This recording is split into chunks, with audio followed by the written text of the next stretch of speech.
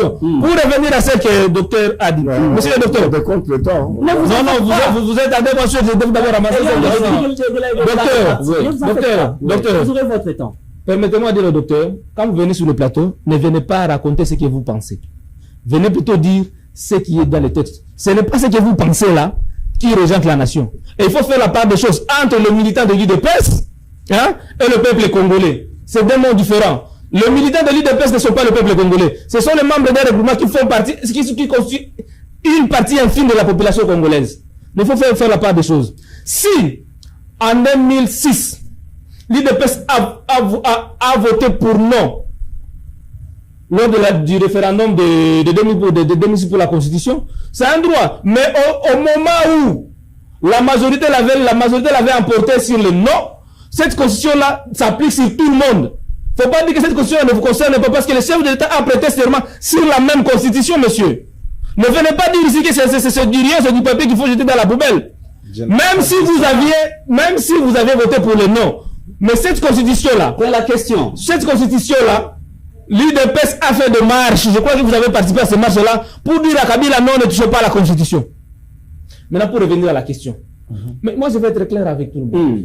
Là, vous avez qu'une minute. Par rapport à l'opportunité sur le changement de la Constitution, nous, mougogiste que je suis, nous sommes légalistes. L'article 218 laisse la latitude à ce qu'on puisse réviser la Constitution, que la Constitution puisse évoluer par rapport aux réalités d'aujourd'hui. Ouais. Et on parle de la modification ou de la révision. Vous comprenez?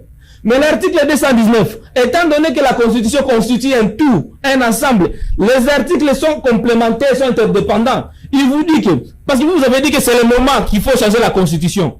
Pendant l'état de siège, pendant l'état de guerre, pendant l'état d'urgence, pendant le moment au sommet de l'État, il y a l'intérim. Le moment n'est pas propice pour parler changement de la Constitution. Très bien. C'est quoi les besoins de la population aujourd'hui? Les besoins de la population, c'est la paix, c'est le pain, c'est l'accès facile aux infrastructures de base, c'est l'éducation des enfants, c'est les soins de santé. Merci. Donc, ce qui doit préoccuper les Congolais aujourd'hui,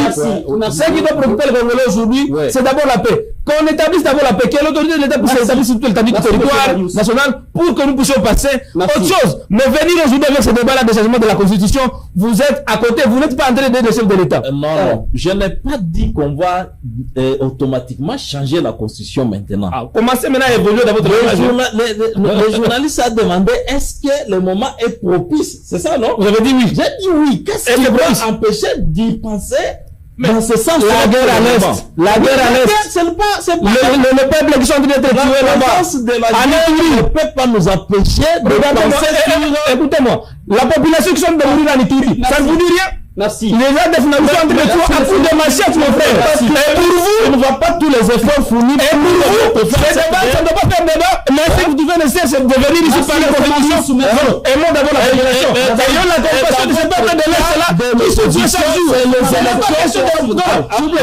n'est pas question de l'opposition. Non, ce n'est pas question de l'opposition. Mais c'est le peuple qui est en train de mourir. C'est le peuple qui manque le médicament. C'est le peuple qui manque la nourriture. Vous devez avoir de la compassion, vous avez de ce peuple là. Et parler de leur misère.